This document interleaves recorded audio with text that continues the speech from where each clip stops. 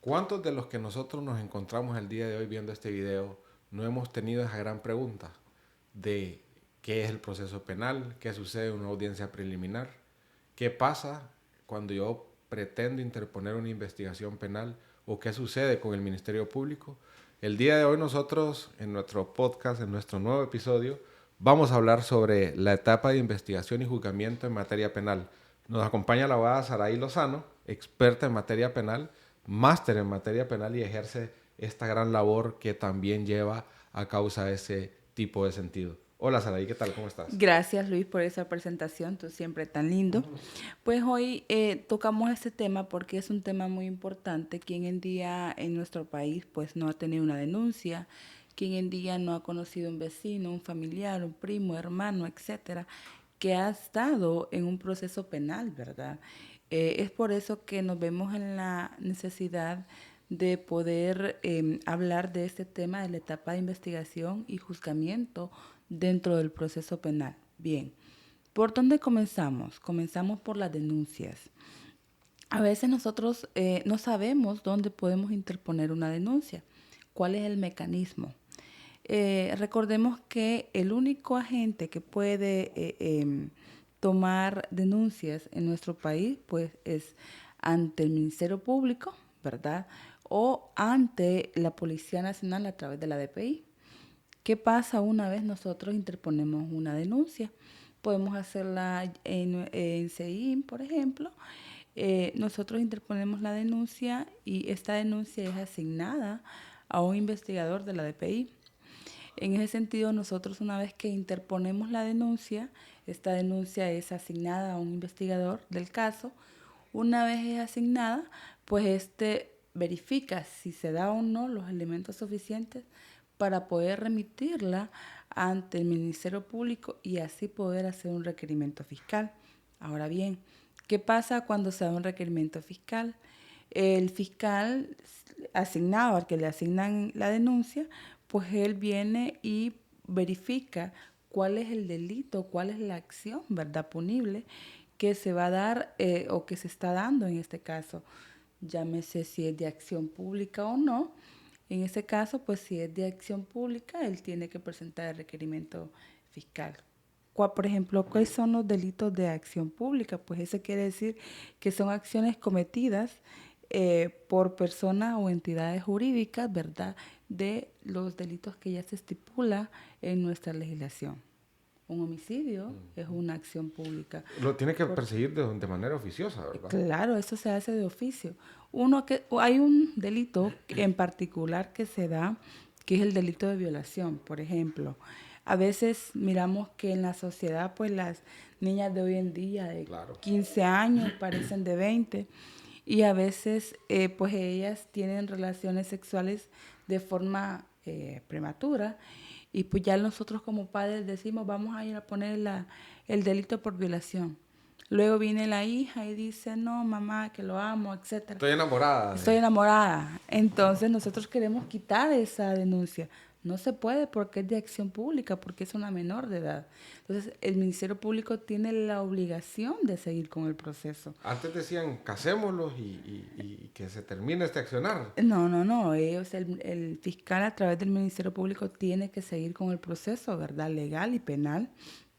En ese sentido también, una vez ya está interpuesta la denuncia, vamos al delito de la violación, pues el fiscal tiene que presentar el requerimiento. Si es una persona menor de 14 años, pues ya aquí hay un agravante, ¿verdad? Y pues la misma también, pues la pena aumenta.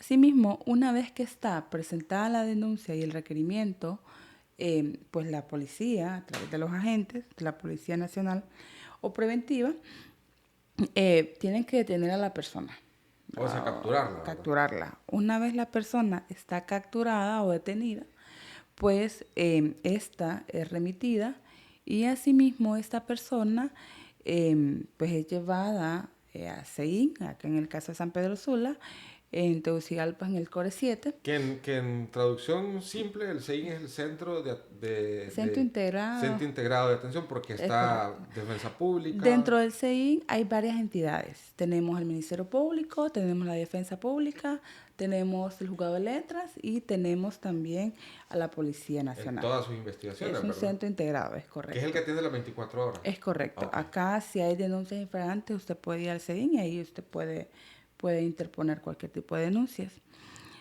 Como mencionaba, pues esta persona es remitida.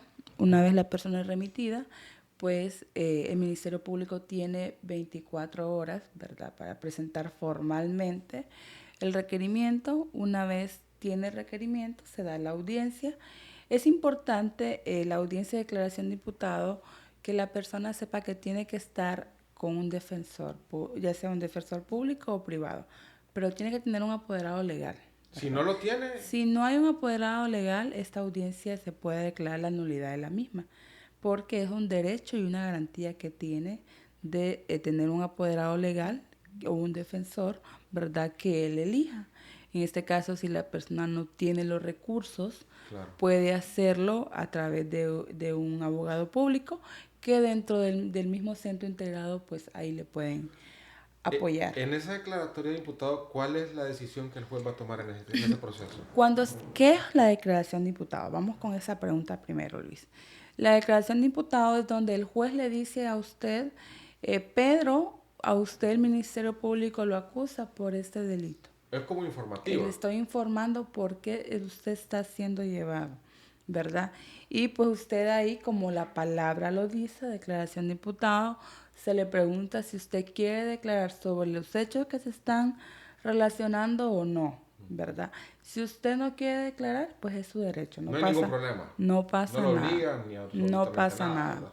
Si usted quiere declarar, pues obviamente tiene que contestar las preguntas que el fiscal le va a hacer. ¿Cómo qué preguntas más o menos hace el fiscal? Por ejemplo, depende de los hechos. Sí. Las preguntas van encaminadas a los hechos. Obviamente el fiscal va a buscar preguntas que te impliquen en la comisión del delito. Como que dé la aceptación prácticamente. Es correcto, que te genere la duda dentro del mismo. Esta audiencia es más que todo para ponerte en conocimiento por qué estás por qué tienes un requerimiento fiscal y cuáles son los hechos. Okay. Es importante mencionar que en esta audiencia, pues nosotros como abogados podemos acreditar un arraigo. Dependiendo del tipo de delito, porque hay delitos que ya la ley estipula, ¿verdad?, que no hay otra medida que la detención judicial. ¿Cuáles pueden ser esos delitos? Caso de tráfico de drogas, asociación para delinquir. En estos delitos se da la detención judicial. Hay otros delitos, ¿verdad?, que son delitos menos graves, que si nosotros acreditamos un arraigo, ¿qué es un arraigo? Acreditar un domicilio, acreditar si laboro, dónde laboro, si tengo hijos, si tengo personas que dependen de mí económicamente. Si nosotros acreditamos esto en el juez de letras, pues el juez puede darnos a nosotros una medida diferente a la detención judicial. ¿Cuáles son las medidas que son diferentes a la...? Por ejemplo, que vayas a firmar al juzgado de letras una vez cada 15 días. Es la que más se da. Que es segura siempre, ¿verdad? Sí, depende del delito, ¿verdad? Claro.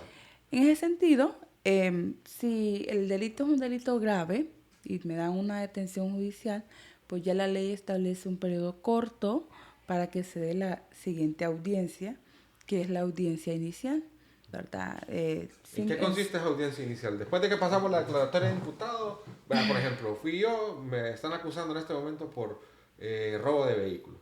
No declaré, ¿de acuerdo? ¿Me dieron posiblemente alguna medida o voy privado de libertad en ese momento? Como te digo, queda a criterio del juez, ¿verdad?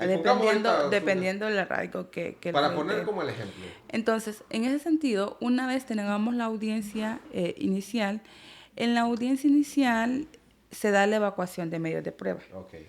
En esta audiencia, el fiscal, el Ministerio Público, a través del agente fiscal, tiene que acreditar la comisión de un delito. Es decir, que tú has cometido un delito y evacuar los medios de prueba. Acá ambos, tanto el agente fiscal del Ministerio Público como el defensor, podemos llevar medios de prueba. Obviamente, el agente fiscal va a ser medios de prueba que acrediten la comisión del delito y en el caso de los defensores, medios de prueba que desvinculen la no participación de la persona en un delito. Una vez evacuada los medios de prueba, pues el juez puede dar 3 decisiones, ¿verdad? O 3 resoluciones. Dentro de la audiencia inicial. Dentro de la audiencia inicial. Pues una de ellas puede ser un sobreseimiento provisional, ¿verdad? ¿Qué es un sobreseimiento provisional? Es cuando el juez decide o dice, no tengo la certeza que se ha cometido la comisión de un delito o no tengo los suficientes medios probatorios para que se dé la comisión de un delito, pero le doy un periodo al Ministerio Público de 5 años para que investigue y me pueda acreditar que has cometido el delito. ¿Queda abierta la causa entonces? Es correcto, pero este es un periodo de 5 años. Entonces le dan un sobreseimiento provisional. Si vamos con un sobreseimiento definitivo, pues el juez desvincula al imputado, en este caso, de la comisión del delito y considera que no hay medios de prueba suficientes que acredite que él cometió el delito, por ende, le da un sobreseimiento definitivo y se cierra la causa. O sea, que queda totalmente en libertad y sin ningún tipo de... Es correcto. ¿Qué pasa si el juez decide que sí hay elementos probatorios o el mínimo indicio de cometer el delito? Entonces le da un auto de formal procesamiento. ¿Qué es un auto de formal procesamiento? En palabras simples, el juez le dice, usted está siendo procesado por la comisión de un delito. Le especifica el delito y obviamente el juez tiene que dar la resolución y dentro de la resolución el juez tiene que acreditar por qué él considera que cometió el delito, ¿verdad? Tiene que él fundamentar en base a derecho, por supuesto, cuál es el delito que cometió, por qué y por qué él considera que se da el mínimo indicio para que comencemos un proceso penal. Los presupuestos materiales que siempre un juez tiene es a la correcto. hora de... Todos los presupuestos que se dan, ¿verdad?, de la comisión de un hecho. Eso siempre en la inicial, ¿verdad? En la inicial. Una vez, supongamos que la persona pues le da un auto de formal procesamiento, el juez puede tomar 2 decisiones. ¿Cuáles serían? Le doy una medida cautelar o, ¿verdad? Dentro de las medidas cautelares está, te dejo firmando, dependiendo del delito, por supuesto, una vez al mes y te doy ciertas medidas cautelares. Que no salgas del país, que no te presentes a determinado lugar, etc. O le doy la prisión preventiva, que esta es la más gravosa. En nuestra legislación igual, en los derechos fundamentales y en diversas jurisprudencias dice que la prisión preventiva debe ser la última ratio. Lamentablemente en nuestro país pues no se da de esa manera.